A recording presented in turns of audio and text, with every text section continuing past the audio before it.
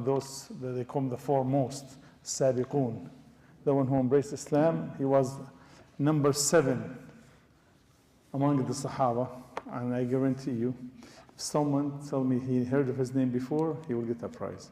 His name, Utba ibn Ghazwan. None of you heard of it, right? Okay, Utba, subhanAllah. Umar Khattab radiallahu anhu, one time after Isha, he lay down. And so he want to take some rest because usually one of his habits, like a daily routine, he goes around, they call it as, mean like a patrol, goes around to check on the community in Medina, right? So, and during that, subhanAllah, he tried to sleep, he couldn't, because he was thinking about his army, which is by fighting against the Persian and there. And he was thinking about every time they're about to win the battle, the Persian gets some support from a city there called Abdullah city, which is, I think, nowadays in Iraq. As you know, Iraq was part of the Persian Empire. So he said every time about to finish the war, they get support, some aid from this city called Abdullah, which is one of the main sources for their weapons and other stuff, subhanAllah. So he said, Umar radiallahu, he couldn't sleep. He said, well, how am I going to solve this problem? He said, the best thing to send an army to this city specifically. So we'll stop their main source from there to come forward to the Persian army. And subhanAllah, and he was confused. Who going to take as a leader? Basically, he didn't have many people because the armies all over the world. In Sham, and Egypt, and Syria, and Iraq, and all over, right? So, subhanAllah, and he didn't know what to do. Basically, there's not even the older people, they were gone for the sake of Allah subhanahu wa ta'ala. Then he was thinking about choosing the right leader. A good leader will make up for the number. You know, Khalid bin Walid, he won the battle 3,000 against 200,000. Was able to at least escape away without any loss. Subhanallah. So he was thinking back and forth, and he says, subhanAllah, I know the man. Man, he participated in Badr, Uhud, Khandaq, Al-Yamama, and every expedition and every battle with the Prophet sallallahu alaihi wasallam. And he had migrated to the Abyssinia and to Medina. So he's from there, day one, and he was number 7 among the one who embraced Islam. SubhanAllah. Then in the morning, all night long, he was thinking about this. This is the Khalifa, Umar radiallahu anhu. Said, call Utba for me. He called him. He prepared about 300 some men with him and said, this is what you need to do. You need to go, inshallah, he said, I will send you some more men. You go into a city called Abdullah. And Umar radiallahu anhu, as you know, he have to give his advice and his last word before the army leaves. He said, oh Utba, I'm sending you to the Abdullah land. And this is really like a strong fortress for the Persian. And I hope Allah will help you. It's dua. The first thing he made dua. He told him what he's approaching and seek the help of Allah subhanahu wa ta'ala. He said, when you arrive there, make sure the first thing to do, invite people to Islam. If not, just okay, they pay the tax as a Muslim part of the Muslim land. If they want to fight, you're there. I mean, you are ready, you can fight, whatever they want. But fear Allah with wherever you at. Fear Allah with these people you're gonna fight with. Fear Allah with the army you are leading. So he said, remember, subhanAllah, don't let the shaitan become stronger and make you lose your akhirah for the dunya. And subhanAllah, remember, you are one of the companions of the Prophet ﷺ. Because of that, Allah subhanahu wa ta'ala have honored you. After we all were humiliated, and subhanAllah made you strong after you were weak, till you became an amir, a leader, sultan subhanAllah, and people will follow your commands and listen to you and they obey you, subhanAllah. So this is a ni'mah. This is a favor from Allah subhanahu wa ta'ala. Do not take it for granted. Do not betray the ni'mah. SubhanAllah. And do not be deceived with this ni'mah, and this ni'mah could take you to hellfire because you do not treat it right or do not work with the ni'mah Allah have given you the proper way. So Utba, he went there and he took his wife with him and 5 women with them, which is the wife of the other soldiers. So till they, subhanAllah, reach a land, has what they call the bamboo, the one that grows in the highways, whatever, bamboo they call it. The green stuff with bamboo, right? So they found the land full of bamboos. So there, subhanAllah, with the bamboo there, they never saw this. And they have nothing to eat with them, nothing. And they became so hungry. And he saw like a piece of land there, I mean, close to the area, like a lot of trees in it. So he said, go check if there's some food in there. So then, subhanAllah, when they were there, they found like a big, like a container full of dates and another huge container full of white stuff. Have some shell on it or something, white stuff, they said, subhanAllah. So they have like a yellowish shell on it. And he said, we took both of them. Nobody there. Just nobody there. It's vacant land, nobody in it, like a jungle. And he said, we looked at them. One of them had the seed, which is the white seed, and the date. He said, you know what? That white seed could be a poison our enemy put it there for us to eat, like a trap. Okay, let's eat the date. We know the date. So they ate the date, subhanAllah. So during that, a horse came to the same place they were in and start eating of the white stuff. The horse. Horse without them, just horse by itself. Unleashed, right? So we said, you know what, let us slaughter the horse and kill it and eat it. Because, you know, we're allowed to eat horse meat, all right? So before the horse eats the poison stuff, then we're not going to be able to eat it. So one of the people, one of the soldiers said, you know what, let me guard the horse. They tied up the horse. And to see if something can happen to it, you think about to die, then we slaughter it. Before it dies, then we eat it. SubhanAllah. Then, SubhanAllah, when they woke up in the morning, they found the horse, nothing wrong with it. There was no poison. So Utba's sister told him, oh brother, said, I have heard my father saying, said, if the poison and the stuff was put on fire, and for example, if the food was poison, after you boil it, all the poison comes out. That's what her father told her. I don't know how authentic that. Then he said, then she took some of the white stuff, the white seed, and put it in the pot, a huge pot, and lit up some fire, and became the color was kind of red. Then, subhanAllah, the leaf or the shell or something came out.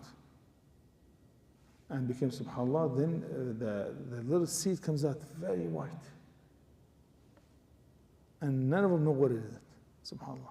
So the shell became red, the shell came out, and it's very white stuff. Then, subhanAllah, we put it like on a big, whatever, tray or something, we start eating. One of us, Utba, the leader, said, just say Bismillah, don't worry, just say Bismillah, inshallah khair. Nothing gonna happen. So they started eating, they loved it. Said, something delicious. We never had something like this. Talk about this is Sahabah, subhanAllah. Then later on, they came to find out it is the rice. Yeah, the Arab, they didn't have rice. Matter of fact, rice came to Arabia, like in our countries. Of course from India, but how long ago? They said less than 100 years. 120 years. Before this, all what they eat, the wheat. So the rice, we didn't have it. So subhanAllah, then they said, Iraq, they have rice because they have the rivers, a lot of water. So, but like Syria, Saudi, Egypt, they have rice now. But back in the days, nobody had rice really.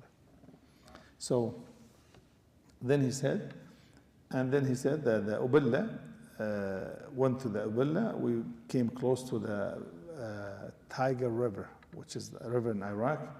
And the Persian, they took this place as a fortress for them. And they made like, you know, those lighthouses, like something to monitor around it. So they can see the people from distance, subhanAllah. But Utba didn't care about this. He, subhanAllah, even he had only few men, because Umar sent him another 300, they became about 600. And still we have only few women with him. So, and he didn't have enough weapon for them. But again, you have to use, you work with the means you have, with whatever you have. And he told the women, each one hold a stick, high stick, right? And when we're about to attack the people, you start making, that because desert there, making dust, a lot of dust, right? So we came closer, then subhanAllah, he looked behind him, he couldn't feel it, only few men, they made so much dust. So when they came close to the fortress of the Abdullah, the city, and he said, they saw like a kind of decent army coming, and they saw the dust from the back. He said, oh my God, this is just the beginning of the army. And it seemed like more people coming from there. So they right away, they surrendered themselves. They got so scared, and everyone started taking some of whatever easy to carry and run away from the fortress, the Persians. They, subhanAllah, they have like a little boat around the Tiger River. They hop in their boats and they ran away. So they entered the city without losing one soldier. Zero, subhanAllah. Then he basically took over the cities and the towns around the Ubillah, and he took so much war booty, so much in there, subhanAllah. Beyond, they said, beyond what you can even think of. So much gold and so on. He said, when they asked, what kind of war loot we have there? What kind of war loot? He said, people, they take like a gold, like we get buckets and fill it with gold and leave. So much, subhanAllah. And silver. So people, they start going from all over the place, going to Ubillah to take some gold and some silver and so on. So Utba radiallahu anhu, when he was there, subhanAllah, he didn't want his people to get used to this kind of easy life. So this, Allah did not create us for this. He said, he asked Umar, sent a letter to Umar radiallahu anhu, and said, what about, can you allow me to build a new city away from this city? So he said he started a city called Basra, which is in the south of Iraq right nowadays. And he described the place for Umar and told him this is what it is. He said, Umar, go ahead, go for it, fine. So subhanAllah, he started, the first thing he built, what is it? What did he build the first thing? Huh? Masjid. Rasulullah, the first thing he built masjid. He built masjid, a huge masjid, subhanAllah. This is Sahabah, this is Sunnah. Even us, when you go somewhere to live, you go live next to masjid. Die like a doctor. The first one was looking for a masjid. Now it doesn't matter. Okay, he said, khalas, masjid. So the walking distance is much, much better. So subhanAllah, and the Sahabah, the soldier, each one took like a lot there, started building a little house for him. Except for him, he rather to live in the tent. Said he didn't want this life, this dunya over the akhirah. And the Basra became even better than the Ubillah. So the dunya came to them. When you run away from the dunya comes after you. Said each one, like imagine each one of them lived by the river, water, greenery, and something beautiful there, subhanAllah, and palm trees and something that is not in the Arabia there. And his people a minute ago, they didn't know anything better than the rice. So the rice is probably the best food they ever ate in their life. This is the best people ever created, was the rice. Then when they got there, now the Persian, this is a great empire. They have like long-term civilization. The Sahaba and the Tabi'in, they start eating something called faludij, which is something made out of honey, and some ghee and so on, some like wheat and something nice sweet, and something we call qataif, right? Qataif. So they find different sweet they never had before. So they enjoy in their life. So he said he got worried about his deen. And he had gathered everyone, and the masjid said, "Oh people, the dunya about to disappear or depart away. We're not going to be in this dunya for long." And he, subhanAllah, let me do this. So be careful not to fall into the pleasure and the lofty life and the easy life, and forget about the akhirah. He said, Wallahi, I was number 7 among the people who embraced Islam. I was with Rasulullah sallallahu alaihi wasallam. Wallahi, we didn't find anything to eat beside the leaves of the trees. That's the only thing we ate. And subhanAllah, if one day I found like a piece of fabric, I cut it in half to make like izar for me and for Sa'ad ibn Waqqas. Sa'ad ibn Waqqas was given the glad tidings of Jannah. 2 of them, they shared a little piece of cloth to cover their awrah, their bodies, subhanAllah. Look at today, subhanAllah, each one of us became either Amir or a leader or big time, so Amir or something, subhanAllah. And I seek the refuge in Allah subhanahu wa ta'ala to be great in the dunya and small in the akhirah, who have no value. Then he came, subhanAllah, he left them and went to Medina. He put someone in charge, said, you are in charge. Went to Umar, radiallahu anhu, said, O Amir al-Mu'mineen, I don't want nothing to do with the leadership. Please let me go. I want to resign. Please. So Umar radiallahu anhu said, no way. You have to be the Emir. I mean, with a good quality, subhanAllah. So he had to listen to Umar, but he did not want to. In his way there, he said, Oh Allah, don't let me enter that city. Oh Allah, don't take me back to that city. I don't want to go back to the city. SubhanAllah, then before he arrived there, Allah have answered his dua. He fell off the camel and he died right there. And this is the story of Utba ibn Ghazwan radiallahu anhu wa ardah. هذا والله